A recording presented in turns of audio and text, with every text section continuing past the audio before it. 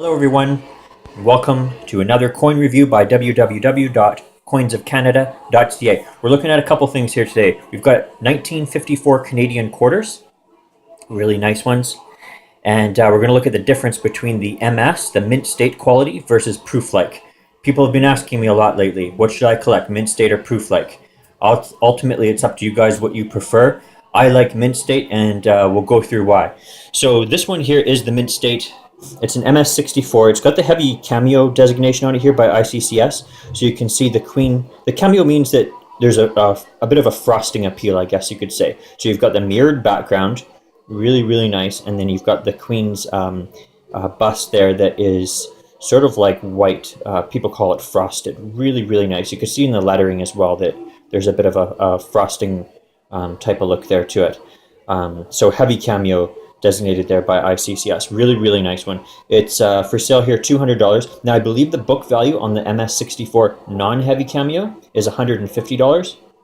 So this one is selling for $200, and the reason is because we just don't see them very often with the heavy cameo designation. It's quite uncommon to see that. So we'll flip it over here. We'll take a look at the caribou on the other side here.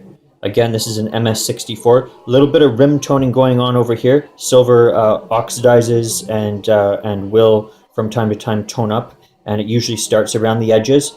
I personally like that. I don't think that it detracts from the coin in this case. Now, some people don't like toning.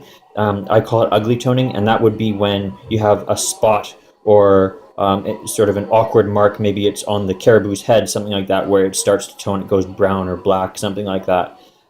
That sort of detracts from the beauty of the coin. In this case, rim toning does not. Quite nice indeed. MS64, conservatively graded. Now we'll check out this one here. This is the Prooflike coin.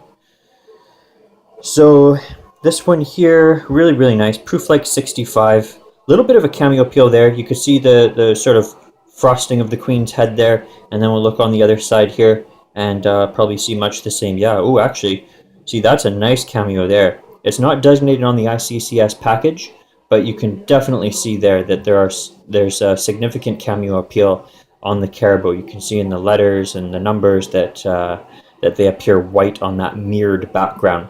So, what's the difference? The difference is mint state quarters were produced for circulation. So this one here, the MS64, this was produced for circulation.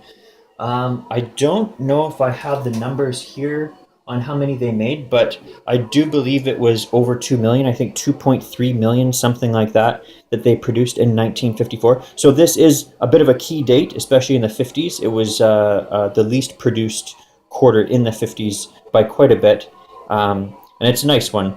And you'll see that the MS64 means that it was most likely pulled out of a roll in 1954, never in anyone's pocket. And this one is probably well preserved, put into a package back in 1954 and eventually sent off to ICCS for grading. Really nice one. So we've got a price of $200 on that one. Once again, this one here, that's the Prooflike, $60. The book value on this one is $100. So this one's priced under book value, which I think is pretty normal for Prooflike coins. We don't typically sell them for book value. We do sell them for less. They made 3,000 of these in 1954. So this one was taken from a set in 1954. The set price, if you could believe this, which came with the penny, the nickel, the dime, the quarter, the 50-cent piece, and the silver dollar, it was $2.50 for that set back in 1954. And you can see here this single quarter eclipses that. So would have been good if somebody was able to buy a few thousand of those back in 1954 and tuck them away.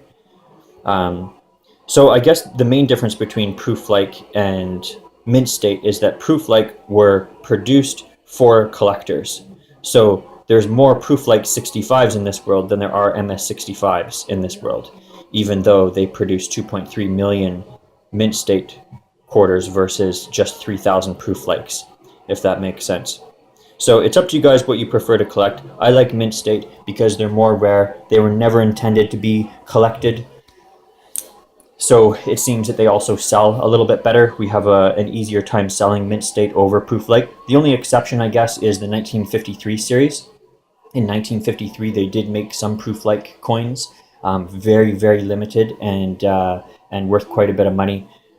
I believe that we just recently sold a 1953 Prooflike 65 with cameo quarter for $800. Maybe it was $750, but you get the idea. Whereas the 1953 quarter in mint state 65 sells typically for 50 to 60 bucks. Hope that helps you guys out understanding the difference between Prooflike and mint state, and gives you some sort of direction as to how you guys want to collect. Thanks very much for watching.